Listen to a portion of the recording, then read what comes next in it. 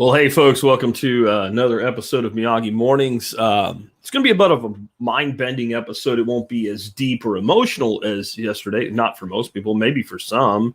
As you start to contemplate what the subject of today means, we're going to be talking about deflation today.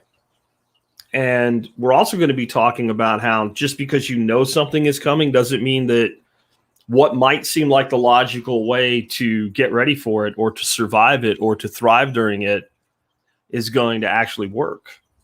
We're going to do an experiment. I heard an episode of Pomp's podcast this morning while I was taking care of the ducks. I'm just checking to make sure we're streaming on the other services before we officially begin. And we appear to be. I'm on Float and Odyssey and YouTube today. I will mostly see comments as always on YouTube because they are brought into the StreamYard system for me. So I have to go over here to the other monitor to check things out on the other two platforms. But I do glance over on occasion and flip the tabs on occasion. So when you see me doing this, that's what that's all about. All right, let's dig into this one. And I want you to do me a favor before I start the podcast portion. I want you to totally open your mind today to the fact that what you think might be the case may not be the case. All right, let's do that. Here we go. Well, hi, folks. Welcome to Miyagi Mornings, episode 168. Surviving economic shifts will require drastic thinking. I don't know if that's the best title for this episode. I wanted to title it something like, "How could we have saved Blockbuster Video?" But I thought maybe people wouldn't listen because they wouldn't get it. So I tried to be more in line with the overriding idea than the actual subject that we're going to use. So today I was listening to Pomp's podcast, which I really recommend. One of my favorite podcasts. And it was episode 662. And it was called "Deflation is the Key to an Abundant Future" with Jeff Booth. And I'll just let you know right out of the gate, I have a link to that podcast. And I also have a link to Jeff Booth's book called basically the same title, "Deflation is the Key to an Abundant Future," on Amazon in the video notes for you there. I haven't read it yet, but I'm going to order it and I'm going to read it after listening to that podcast. If it's enough to get me to do my own episode referencing it, it's generally enough to get me interested in the person that was speaking and their books. And Pomp's podcast, if you know, is always business centric and it's almost always crypto centric. And this one was as well. They got into how this deflationary economy that we're entering in is spurred on and also responded to by things like Bitcoin, other cryptocurrencies, and NFTs. But this is not this week's cryptocurrency episode, if there is one this week. We'll mention it here and there, but we're not drilling down on it. We're really looking at something totally different. What they were saying in that show is that we are headed, or I should say what the guest was saying, we are headed into a deflationary economy. In fact, we're already there.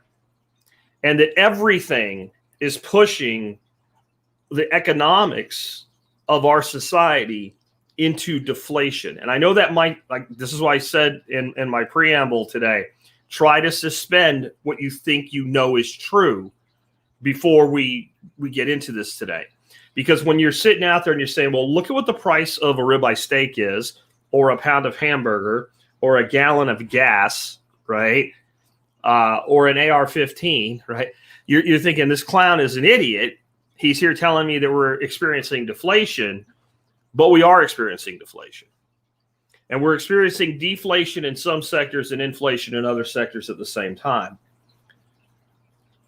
But can you think of something? I'm looking in the comments now to see if people can think of things that have deflated over the last 20 years. One says TVs.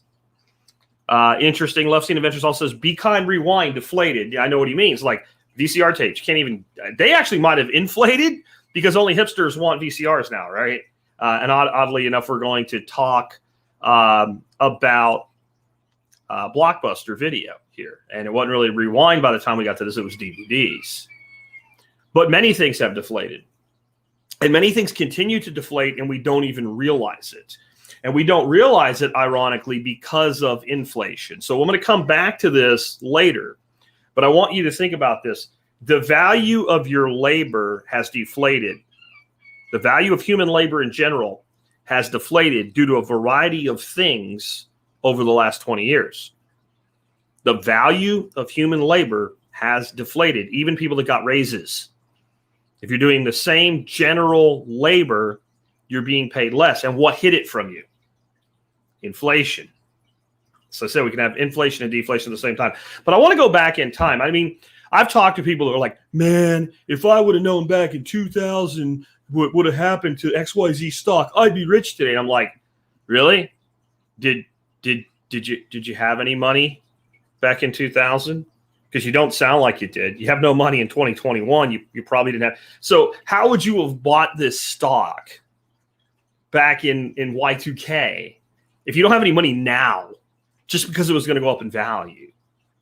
Or, man, Bitcoin, if I would have known back in 2014, did you have any money? Like, was it doable? So let's look at this another way. Let's go in and say that you and I right now having this conversation, I'm the CEO of Blockbuster Video. You guys are the giant board of directors. And onto our radar has come a company called Netflix. And we are raping our customers, and we're able to do it because we have over 6,000 retail locations. And we have customers hooked on the idea of Tuesday night's movie night. They stop by Blockbuster. They pick up a DVD or two. We always have lots of the latest releases available. It's kind of expensive, but it's cheaper than a trip to the movies. And if you screw up and don't get the video back in time, we rape you with a late charge. But, hey, we're convenient. We're right down the road, 6,000 retail locations, all the new releases. This upstart is charging about 25% of what we charge for a DVD. And you can get, I think it was two at a time that you could get. Keep them as long as you want. Put them in an envelope and mail them back to them. And that seems like an unsustainable business model to us, right? We don't really understand what they're doing yet. But somebody from our tech department and somebody from our investment analyst department has come before us and said, you don't get it. These guys have no intention of continuing this business model. They're training their customers. They're training their customers to do business with them on a monthly basis on a fixed cost and receive a product to their home. And we're like, what do you mean? And the tech guy goes, man, I just talked to a bunch of my friends that don't understand what's going on with the internet. And they all just got like cable modem and DSL service. And they're calling me up because they know I'm a computer guy. And they're like, I just got DSL. It's so much faster. How do I get to my AOL, though? And we all look at him because we're all, aging boomers already. And we're like, what the hell is that happening? And he's like, you don't understand. We're going to have videos screaming across the internet. Right now, I can go to like the cable company, like Comcast or Spectrum or whatever, and I can buy the bandwidth this company in this corporate headquarters pays $10,000 a month for. I can get almost that good of a service for like $50. And this is going to open this up. And the investment guy goes, yeah, and this is what Netflix is going to do. They're training these customers. They're building this customer database. They have all their marketing is going to pour into this. They're going to flip a switch. And they're going to offer a streaming service. And as this rolls out, people are going to be paying like $7, $8, $9 a month and watching unlimited videos and shows at their house. And unlike us, where we have to keep turning over inventory and all the legacy older videos that people actually like to rent that old video, and we only have one copy of in the store, they'll be able to have like this incredible long tail of content. And they're going to kill us. They're going to murder us. And then the CFO speaks up and says, if this is true, we're fucked because we have to pay to maintain 6,000 retail locations and like 40 to 50 employees per location. And our financial bleed against that doesn't work if our margins go down anywhere from where they are right now. And I want you to think to yourself, what would you do? And the obvious answer, right? The obvious answer is, well, you enter the streaming business yourself before they dominate the whole thing. And that would be the most basic response. It would seem like common sense, but would it work? Would it work?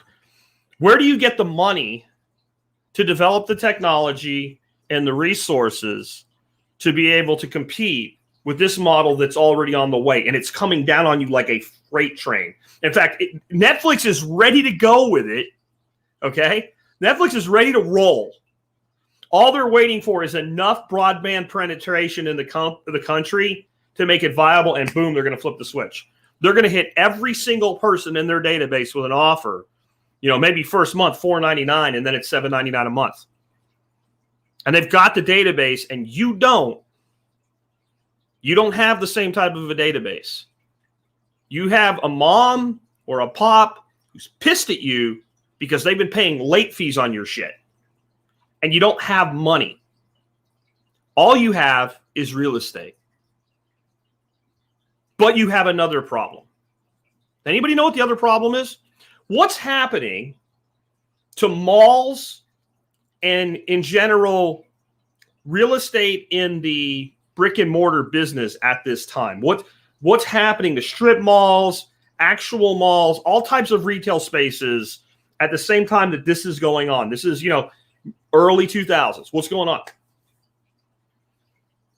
The internet is starting to sell all kinds of goods and services. And even though retail, brick and mortar is not going out of business, it's in decline. It might only be a slight decline, but it's a decline. Now, you're trying to sell retail property to raise capital into a declining retail environment. And you don't want to freak out your investors. So your CFO says, I know, standard move out of the corporate playbook. We'll sell all the locations of our 1,000 lowest performing stores. This will actually give investors confidence that we're shoring up profits, and we'll use that capital to pour into this technology. And your CTO says, I like that idea. And then, like, one of your other finance guys goes, hold on, I ran the numbers. Our lowest performing stores are the lowest performing stores, not because of this happening, because it hasn't actually happened yet. There are lowest performing stores because they're in the locations that in themselves are in decline. Like the retail spaces in these areas are in decline. We may not be able to sell them for what we owe on them. Well, now what? Now what? What do you do? Like if we unload, in fact, if we unload the bottom 50%, we may raise some capital, but now we've liquidated 50% of our retail locations. Our investors are freaking out. They are chunking stock over the fence. The short sellers are coming, and they're going to short our asses to the ground on this. All your golden parachutes, board of directors, fucked if you do this. And we don't get the money we need to do this anyway. Shit. I know we go to our big investors, we ask them for money. Oh, you're going to go to your big investors. Your big investors who bought into your model. We're completely changing the model. And these are all rich old guys that don't get it. Like the rich old guys like Peter Schiff that don't get Bitcoin. Where are you going to get the money? You're leveraged out the ass. If you take on a bunch of debt, you might start seeing the short sellers come in on your stock. What do?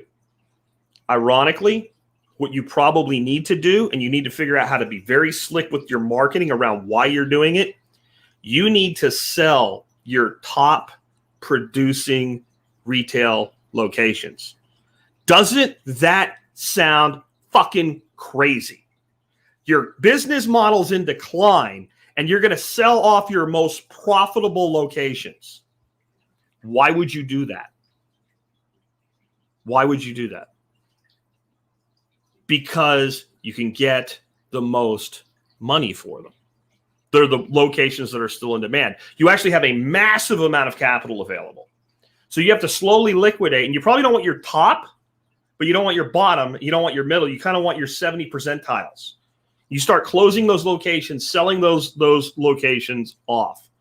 You take your top locations and you refinance and extract as much capital from them as possible. That's what you have to do. So you raise as much capital as you can. You create a new division for streaming services, and you have the ability on the flip of a switch to roll it over into its own entity that is not connected to the previous entity when you're going to eventually file Chapter 11, or maybe you're going to have Chapter 7 filed on you by your creditors. And you begin to move capital over there. You take your lowest performing locations and you start liquidating your DVD industry inventory for the cheap. But you make a deal. You make a deal. You pay us X dollars. You fill out this form on our computer here in the store. And you give us $20 a month. You can come in and you can rent 4 DVDs a month for that, but you keep them. And you start liquidating inventory that's going to be absolutely fucking worthless very, very soon. And as you liquidate from those stores, now you begin to sell them off as you can a little at a time. And you keep accruing capital and you keep investing it in your new division, which your lawyers have put a massive protective wall around so that it can be spun into its own entity eventually. And that way, if Blockbuster dies, this lives on. Very difficult to do. And you start training your customers to buy from you on a monthly basis on a fixed cost. And you start building a database of customers that like to do that. And you start marketing Blockbuster streaming to your TV. Half the price, 5,000 times the quantity. And I don't know that this would work. I don't know that this would work, but it might. And every conventional means that Blockbuster could have used, every proven playbook move that Blockbuster could have done by this point in time, by the point in time where they realized the threat, and they realized the threat was a combination of not only a competitor, but multiple competitors and technology. Because Netflix did buy out Redbox, but Redbox ripped into Blockbuster's ass at the same time, because it turns out if all you want to do is rent out the latest releases of DVDs, you don't need a freaking 5,000 square foot store. You don't need a bunch of people paid minimum wage that aren't worth minimum wage to carry benefits on that don't show up for work. All you need is a little machine where a guy pushes a button. You know how many DVDs you can fit in a box this big, right? So you had 2 competitors hitting you at the same time. And one competitor just said, you know what, if we go to companies like, supermarkets and discount stores and shit and be like, hey, we want to put a little box and plug it in the wall and we'll do everything and you can have 20% of the profits. They're like, okay, yeah, we have 20,000, 30,000, 50,000 locations. How many boxes do you have? So they were going to get raped on both ends of this, both on the physical delivery, because you can do it for cheaper. And it's not really that big a deal if the person doesn't return it that early, and you don't have to rape them hard on prices. By the way, if you rented it at the Walmart across town and you have to go do your grocery shopping at the Publix across the street, you can return it there. They don't care. They pay a little merchandising guy to kind of reorganize the inventory when it's necessary, and boom, they're hitting you again. By the time they realized that was going on, every conventional move, because the most conventional move, and you've seen it if you've paid attention for the last 20 years, if last 50 years, when a retail establishment begins to decline in value, they sell off their worst performing locations first. And they always say it's going to prop up the business, increase their profitability. Been to a Sears lately? I think Sears still sells like appliances. But that's what Sears, well, we're just going to close down the ones that are, it's the beginning of death. But it's what's always been done, so it's what people always do. Kmart, exactly, right? Mervyn's. There's a ton of these stores that have done this, and there'll be a ton more. Like the ones that are still around that seem like giants now because they're the ones that remain, like Kohl's or whatever. Like Kohl's made a deal with Amazon to bring people into the store. I don't know if you know this. They're trying to adapt. They're thinking differently. You can take an item that you need to return to Amazon, to a Kohl's, and go to their service desk, like with it all taken apart and not put back in the box and everything, and just go, here's my return shit, and they take care of it for you. I wonder, maybe I should buy something here. That's what they're doing. Will it work? I don't know. But at least they're playing it a little bit differently. The freaking post office is dependent on Amazon right now. Why do you think the Biden administration exempted the United States Postal Service from the vaccine mandate? Why do you think, really? Because they have one of the most powerful unions in the country, right? And if you do that, then their union just might say, we don't like this. We're going to go on strike. So no postal service or limited postal service. Well, that's going to piss some people off. Oh, wait, isn't it going to piss the guy off that writes the big checks to you, that Jeff Bezos guy, right? This is the interoperability of all these organizations. But that is in its own level. As things shift and change, it's their weakness because they become entrapped. You see, Blockbuster was trapped. Now, here's how this applies to us as people, individuals, people that aren't worth billions, don't have 6,000 retail locations. You have to understand this applies to you. We're in a deflationary economy right now. We are in a deflationary economy right now. I'll put the question up again. What has deflated in your lifetime?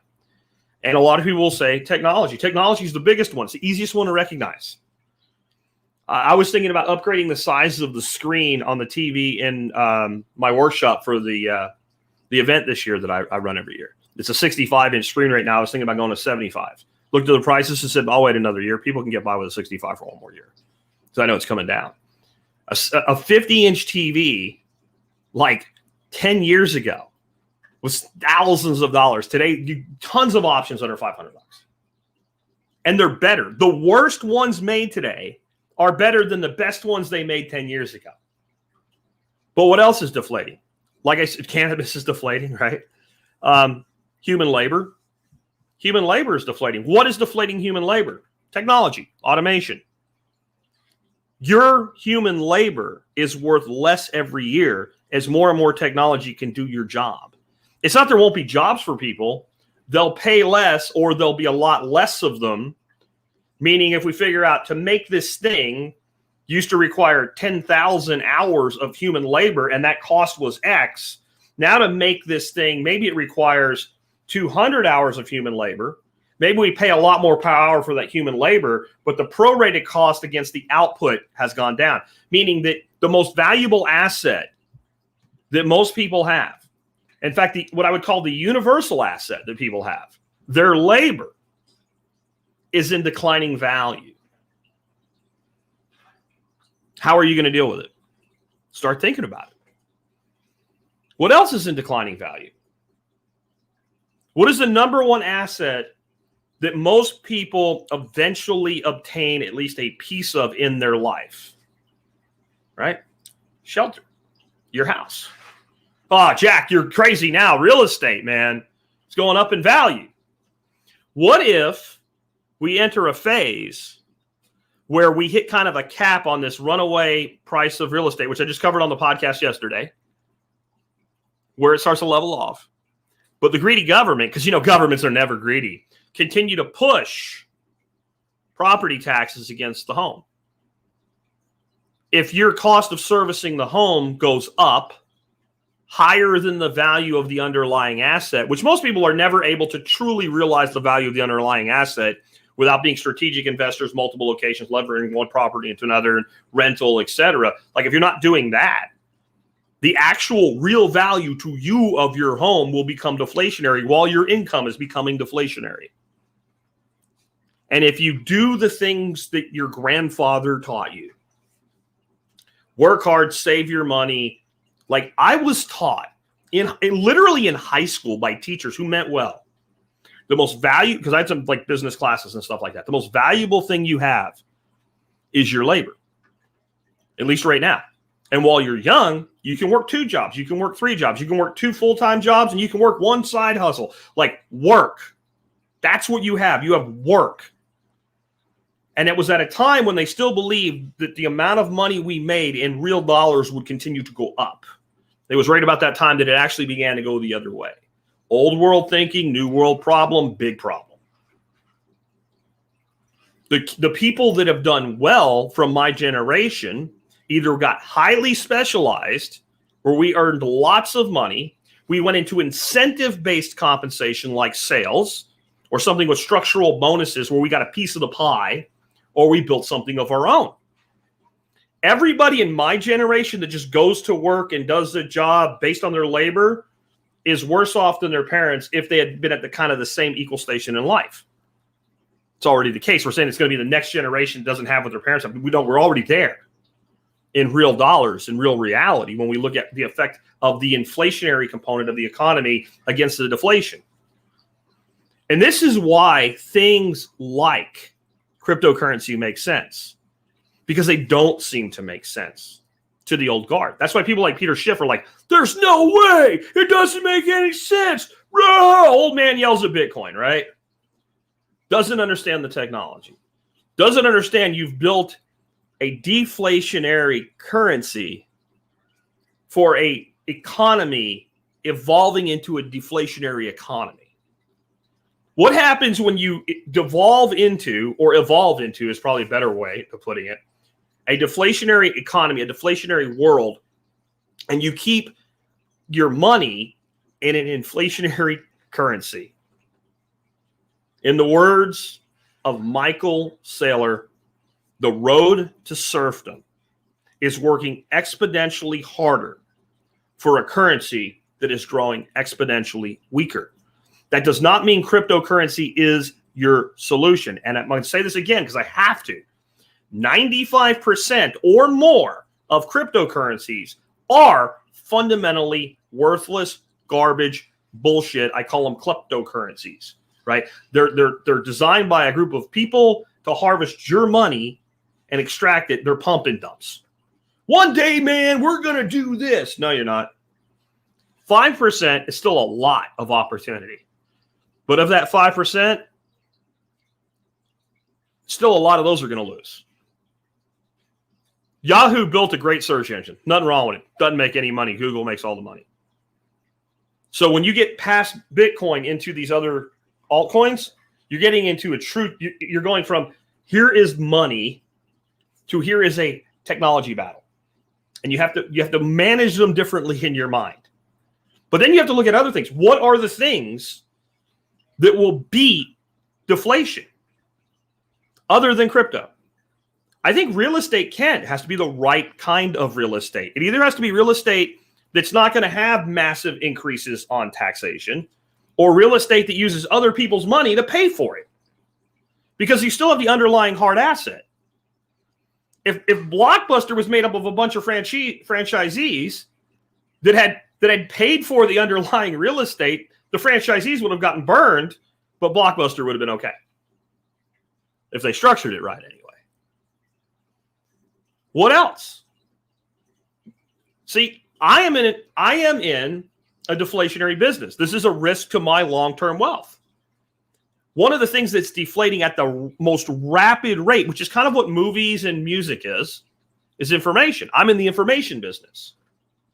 So I either have to put out more valuable information and attract more people, so my piece is a smaller piece but of a bigger pie, or I have to come up with other ways of developing revenue through the production of information.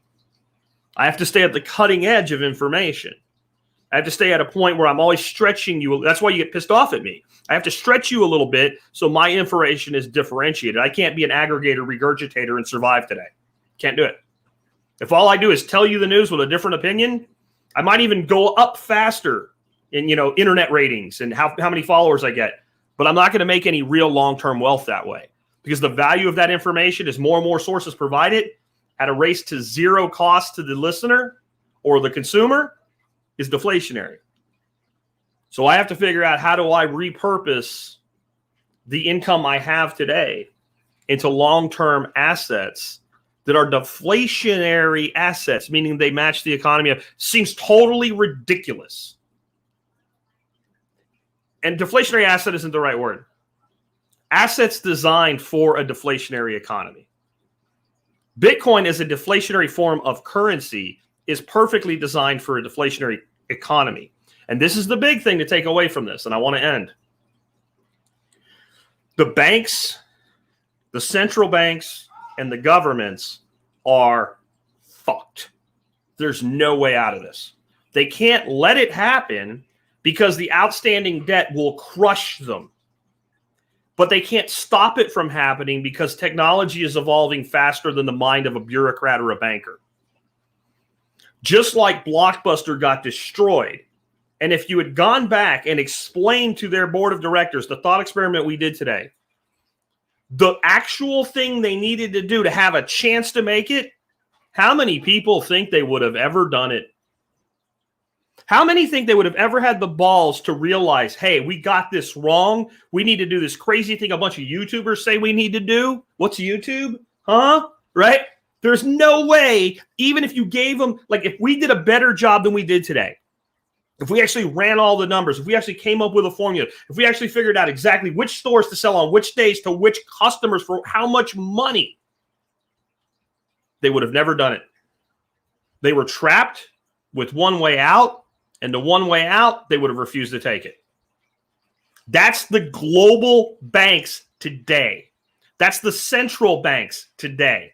Over-leveraged on debt that requires inflation to sustain, while everything on the planet produces an economy that is doing what economies should always have done. Deflate. We have been taught that deflation is wrong. Deflation is bad. We have to have inflation, but nobody knows why. The answer is because we built the system on it that benefits us. And when I say us, I don't mean me and you. I mean the people that built the system. They built it to benefit them. There's no benefit to you and me by having constant inflation. It forces us to put all of our wealth at risk rather than put all of our wealth into protective savings. And when we actually simply loan money where we know we're going to get paid back to get either negative interest or ridiculously stupid interest that will never outweigh inflation. How does that benefit you and me? Of course it costs less to buy a TV today. We know how to build them quicker, faster, and cheaper. That's why, in spite of inflation. What would a freaking TV cost if we lived in a deflationary economy? Why don't you just work this out? What would it costed you to buy a typical median-priced American house in Bitcoin in 2014, and what would it cost you to do it with it right now? And you start to see the picture very, very clearly. And there will be new ways to leverage against this as we move into the future. I think almost all of it will in some way relate to crypto. It will involve things like NFTs. Investing in real estate fractionally would be one example. Investing in content creators fractionally. Imagine if you could invest in me fractionally. 0.25% of Jack's income as a content creator over time. And you could trade that. I'm not saying it's going to happen. But if I were Aaron Lewis, I'd be doing it right now. Because the value of an Aaron Lewis download of his song is in decline, but he's still going to reach millions of people. And there's still a tremendous amount of wealth to be earned there. And the more people you have pushing your content, the more value your content has. And I can't think of a better way to get people to push your content than to have them have a stake in it. All of this is coming. There is no way to stop it. The banks are screwed. And if you're not aware of it, you will be too. You're going to have to think completely differently than your parents and your grandparents and all the conventional wisdom that led up to this point. Because from this point forward, the economy will be different and will continue to change more rapidly than it ever has in human history. And all it's really doing is reverting to a natural state. The artificial state that we exist in has met its end. And that's good, but it's going to hurt. With that, I'll be back tomorrow with another episode of Miyagi Mornings. Guys, I hope you enjoyed that one.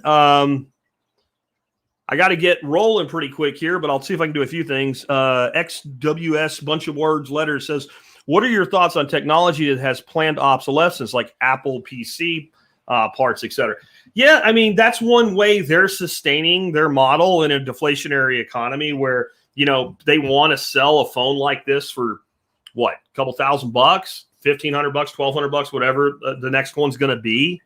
While everybody knows that if they buy that phone, it's not going to be worth what, a couple $300, and you can go out and buy an Android-based phone that does everything and more for a quarter of the price by obsoleting their own product.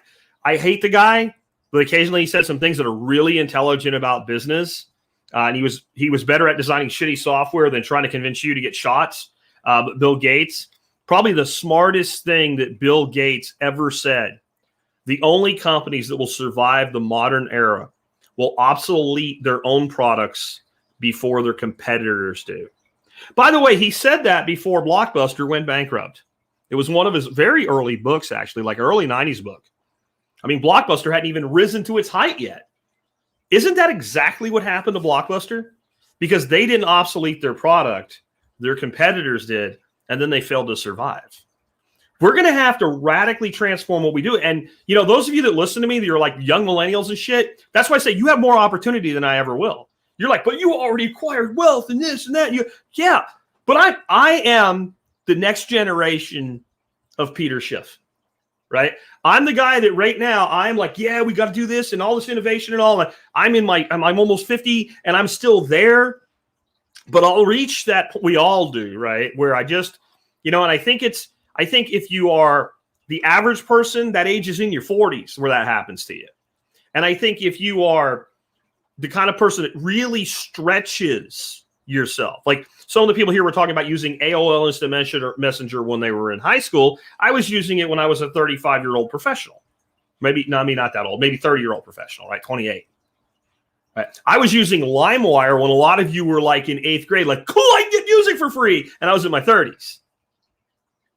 Right. So I'm the person that will keep doing this longer, but I don't know what is the age. I'm 50. Is it 60? My gut for people that will go longer and further with this than most, it's about 66.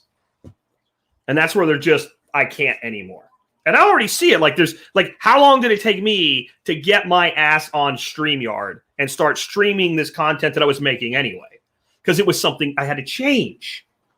We become resistant to change. We even like the idea of it. Like, that's a good idea. You should do that. But then we don't do it. You guys that are 20, 25 right now, you can afford to lose. But you should strive to win. I mean, I'm going to give you one example of the mindset that you're going to need to be able to do this in the future. And it is a crypto topic, but we're past the podcast portion, so why not? Because we might talk about crypto directly tomorrow. Recently, if you haven't noticed, the entire crypto market, except for a few assets, went way down.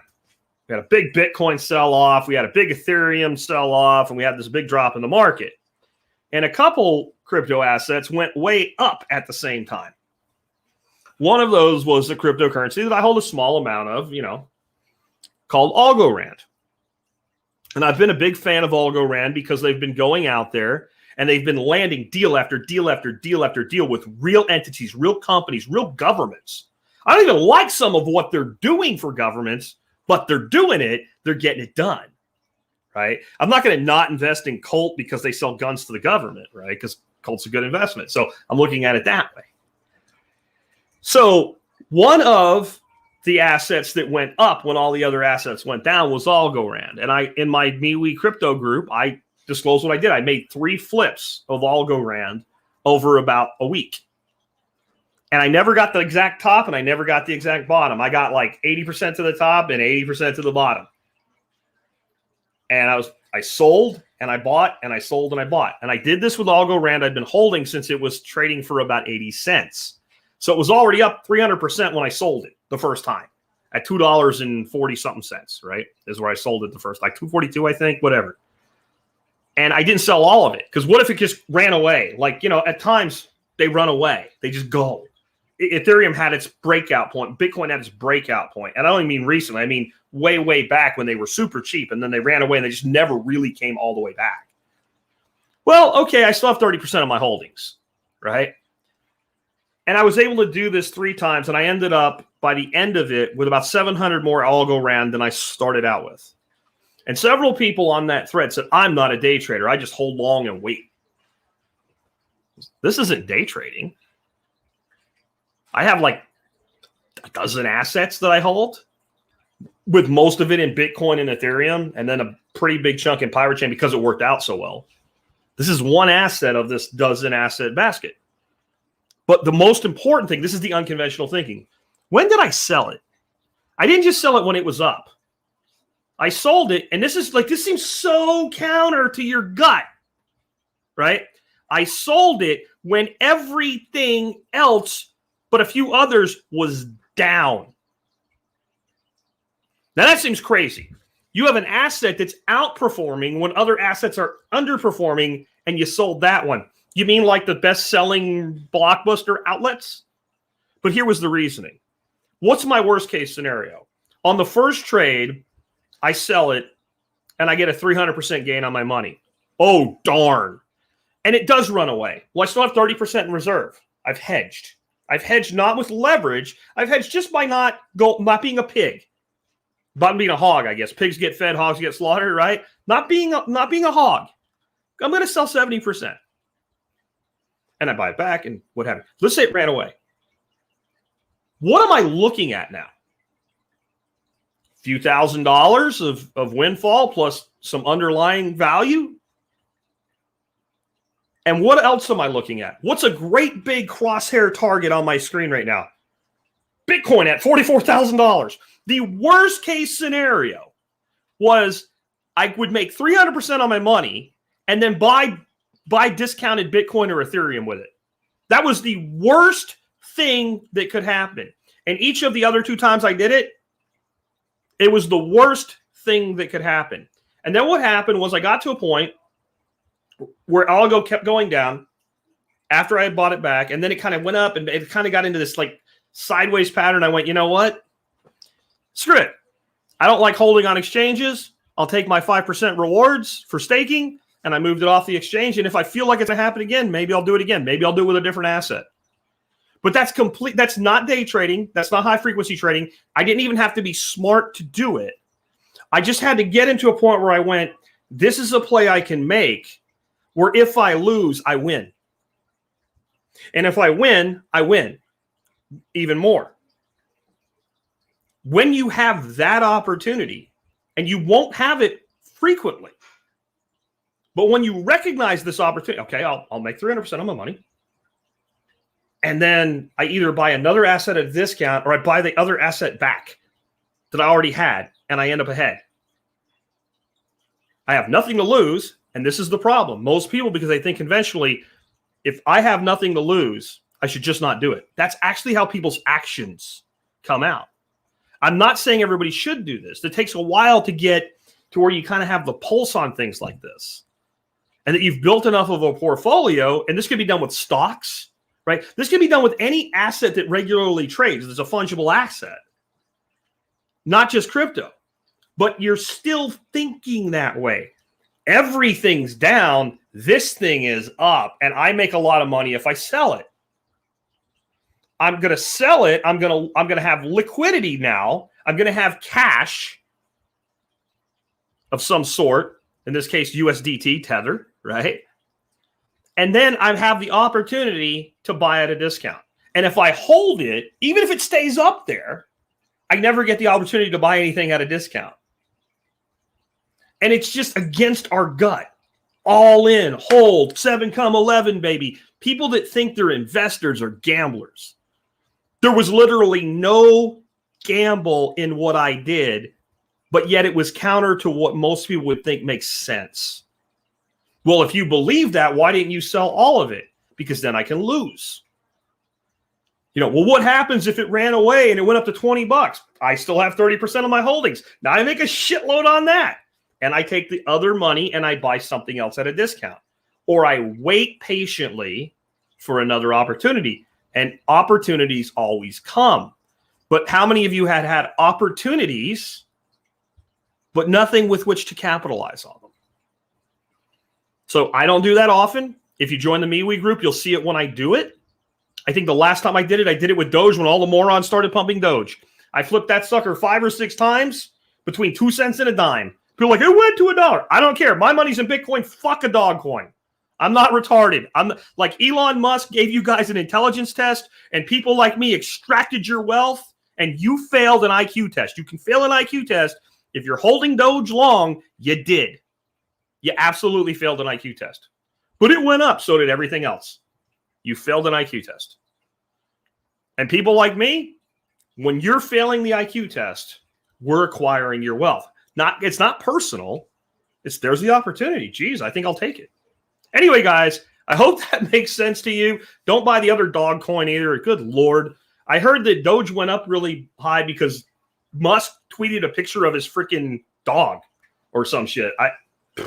And then just one more thing. Like, I want to I want to talk about how these bigwig billionaires are misleading bastards when it comes to crypto, because they really are. The ones that are, basically getting into crypto and talking about it. And the only reason anybody listens to them is because they're billionaires from things that had nothing to do with crypto. So maybe we shouldn't listen to them.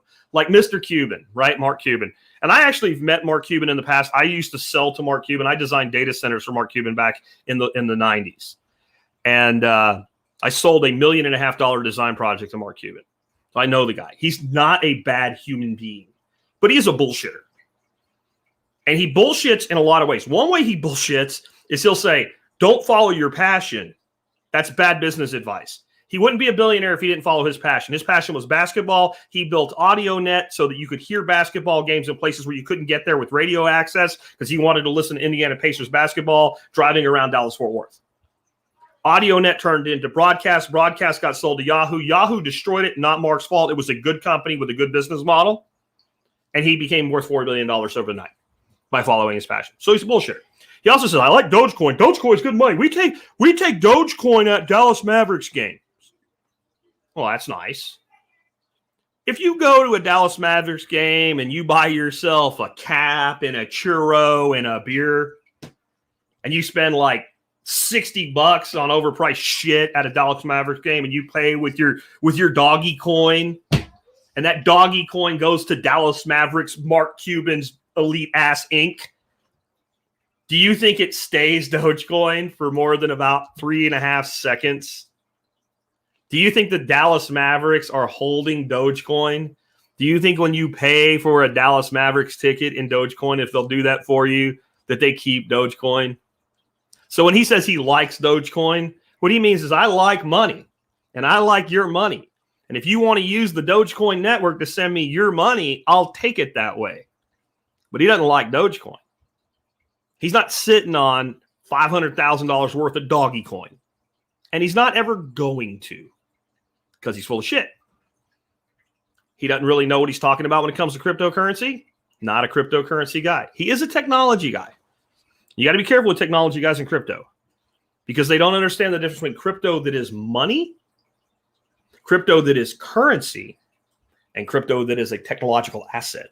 They get confused on those Venn diagrams all the time. With that, guys, I'm going to peace out for you, and I'll be back tomorrow with something else. You guys tell me what you want me to talk about tomorrow. Send it to me at jackatthesurvivalpodcast.com. Put TSPC in the subject line and tell me what you want to hear on tomorrow's Miyagi Mornings. Don't clog up my box. I will see you